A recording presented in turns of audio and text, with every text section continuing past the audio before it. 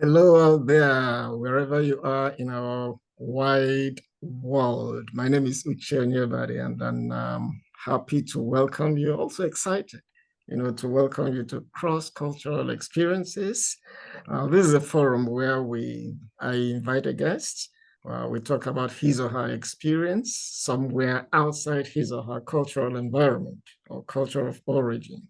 And also the important thing is to understand what did you learn from that experience. So we can talk about one experience or we can talk about two experiences, depending on the time at our disposal. And today, my pleasure is to welcome Maha, who is from the UAE. Is that correct? No, I'm from Sudan. I'm not from the No, no, no, UAE. no. Who you are, where you are right now. Oh, I'm currently, yes, I am in the UAE. Yes. All right. Okay. So now introduce yourself Okay. from the Sudan to the UAE. Yes. So my name is Maha Bashri. I am originally from Sudan. I'm a dual US Sudanese citizen. I went to the US in 99 to pursue my master's and then my PhD. And then in 2016, I came to the UAE to teach at the United Arab Emirates University, which is Okay. their flagship. So I have two experiences that I'm going to share. Okay, go ahead. Okay. So my first experience, since we are in election season, okay? Okay. Um, my experience actually deals with elections, and to be specific, it deals with the uh, Bush Gore election, whatever you want to call it, in 2000. At that point in time, I was spanking new to the US. And if you really know anything about Sudan, and I think a lot, I don't like to stereotype, but I think a lot of African countries are this way. We talk a lot of politics. Politics is just, it's a lived experience for us. You can Yes. say it's a lived experience because of the colonization. You can say it's Mhm. because it affects people's, bread and butter, whatever it is. So in Sudan, you'd find anyone talking about politics, and it has nothing to do with whether you are blue collar, white collar, Right. Uh-huh. educator, young, old. It's just like that. So I grew up in this type of environment, and even extra in our household since my dad was a journalist. So you Okay. always had these, he had forums, people would come discuss politics, discuss the dictatorships that we lived through and so forth. So come 2000, the election of 2000, I remember I was asking a lot of my peers, my American peers, and then my professors, who are you going to vote for? Okay. And they would look at me funny, and I was like, what is wrong with these people? Because again, for me, this is something that we breathe it. Mm-hmm. I remember at the time, and he's still a mentor, by the way, until today, we are still in touch. John Ginnivan was one of my professors at the time. Yeah. And he actually pulled me into his office. He said, I need to talk to you. So I was like, Okay. what did I do? Like, I do anything. I never thought it had anything to do with elections. I thought it was something to do with my grade, or we had turned in some a paper. Maybe it was my paper. There was something wrong with it. So, he was one of those who came to teaching when he was older. He was actually the press secretary for Senator Byrd. So he Oh, was all right. really Yeah. into politics and all of that. And he was teaching us our strategic communications class. So says, have a seat, have a seat. He goes, there's one thing that you need to understand, Maha. And I was like, okay. He goes, you do not ask Ask. people who they're voting for in this country. And, immediately out of my mouth, and my mouth is a big mouth, is like, why?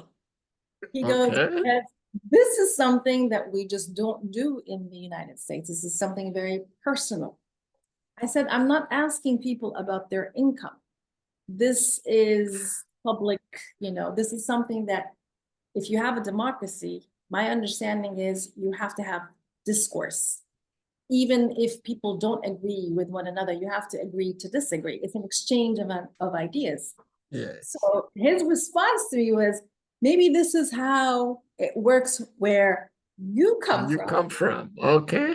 That's not the way it works here.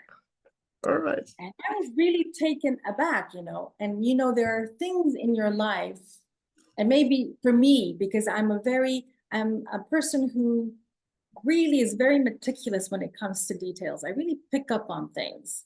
And if somebody tells me I did something wrong or stepped on somebody's toes, this is a lesson that stays with me until I go to the grave. So even though until today, for example, I disagree with this, but I find myself now as a citizen, I don't like anyone asking me, who are you voting for? Voting for. Now, I'm sure in the Sudan, as it is in Nigeria, Kenya, it's not a big deal to say who are you voting for. I mean, actually, it's expected. You have to, you say it with pride. It's not nothing personal. Like you're not, you know how we are. We ask, there's that, the personal is public where we come from. Right. I'm saying this is right. And sometimes it also annoys and aggravates me. But this idea of being so individualistic to the point that you cannot even have a discourse, public discourse on issues that affect people's lived experiences, I think that's a bit problematic. Right. But Well, I respect where they come from. So yeah, where they come from. I mean, I was in not too long ago, I was in Kenya and they were agitating against the president, Ruto. yes. There was nothing hidden about it. No. Are you for it's public? I mean, anywhere you went, public places, drinking places, people you've never even met before, you immediately know, oh yes, I'm for Ruto or I'm against Ruto. And discussions go from there. Nobody bothers. But again, just like you said, that's the way they do things. And then for you, it was a big blessing never to ask somebody in public. And I never asked. And you know what? I'm really grateful to him until today. Yeah. Because these are nuances that you don't necessarily pick up on unless somebody tells them to you. Tells you. Yes. Right. And then probably at times at the moment of gaining that knowledge, it looks like it's you ask yourself, was I stupid? Yes. Or is it that I just didn't know? But I can tell you this, at that point in time, younger me was like, oh my God, that is so gosh. That is such. Today, older me is like, you are the ones who have something wrong with you. All right. What was the second one you wanted to talk about? The second one is this idea of microaggressions. Okay. Yeah. And, you read about microaggressions before coming to the US, but you never really understand them until you yourself experience them. Right. So again, come from places where our identity is not Black first, our identity is national first. You're Nigerian, right, and African. Right. This idea of Blackness, we don't necessarily talk about because it's just who we are. You see what I'm saying? Mm-hmm. So it's not at the forefront. And don't get me wrong, it's not that I'm very proud of my Blackness, but it does not supersede the fact that I am Sudanese first, an African second, and then a Black person in this universe third. All right. So what happened was, this was with my first child. And I found that, I actually, today, when I look back, I feel sorry for the person more than angry about what happened. Because there is stereotypes as to how Black people look or should look or act. Africa is one of the most diverse places on this earth. Like we come in all shades of Black. I mean, we even have 54 countries And within each country, you'll be amazed at the diversity. Yes. Language, whatever it is. Yeah. So this is somebody I called a friend who was a roommate for a while. When I went to the US, we were newlyweds, and I was pregnant with my first child. So I remember when I had him, this is somebody who we rented her house from for a while, my husband and I. Yeah. So the first day she comes to see me in the hospital, and you're alone by yourself, there's no support. So you're very happy to have friends come in and just see you, you need that human connection.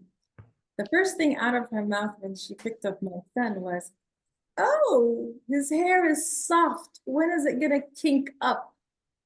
Ooh. There's nothing wrong with kinky hair. Don't get me wrong. I'm proud of my kinky hair. Right. But for me, it was like, why are you assuming? Why is the assumption that you can't have like what they call straight hair? Mm-hmm. So I said, you know what? It's not, because we have people. I said, you need to understand, like in Sudan, you see that I'm light colored. Okay? Right. My grandfather is pitch black, okay, with very soft hair. I have what they like to call type 4 hair, right. But I have very complexion. So I said, we come and, there's a spectrum of all of this. And she didn't really take it well. I'm trying here to make some sense and trying to explain to her that there's so much diversity, but she didn't really get it. At the time, I didn't understand that this might be a form of microaggression, because like, how dare you guys, like, you can't look that way. You cannot be that way. And it's like, what's wrong with you?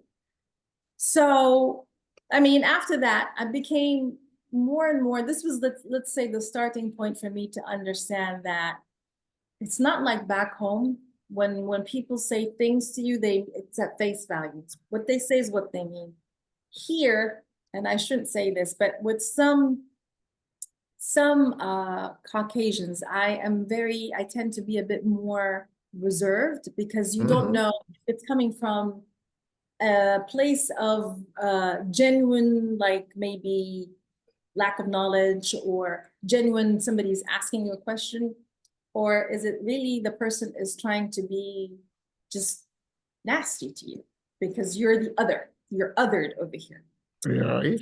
So for me, that was, and again, coming from a friend, I never expected that. Now, the end result for each one of these stories that I said, there's an end result. With the first one, it's like I felt embarrassed when it happened in '99 and felt really bad. Today, I am the one who's critically thinking about it and saying, I'm not going to ask you, but your way is wrong. We can agree to disagree about that. Okay. With this one, I always tell my kids this. Okay, I have 3 boys who have afros. They have froze and twists. I say you need to be very, very proud of your hair. Our hair defies gravity. Okay, it can take any shape, form that we want. It's not straight. It's not like it has a character of its own. No other group of people, no other race can say that their hair defies gravity or can take any shape, form that you want it to take. So be proud of your hair, and they are. And I'm really happy about that. Those are wonderful experiences, especially the second one, because if we, at least back home, if we went to visit somebody who's had a baby, we're not going into those details. We're just going to say, Mother, congratulations, and baby. We've come to see the baby, not how the toenails or whatever. That's not the issue. By the way, his hair never did kink up. That's the funny part. It never kinked up. Anyway, well, thank you very much for sharing your experiences, and I hope whoever that is watching and listening should know that, especially the lessons behind what you have just said. Again, it's actually how people run their lives.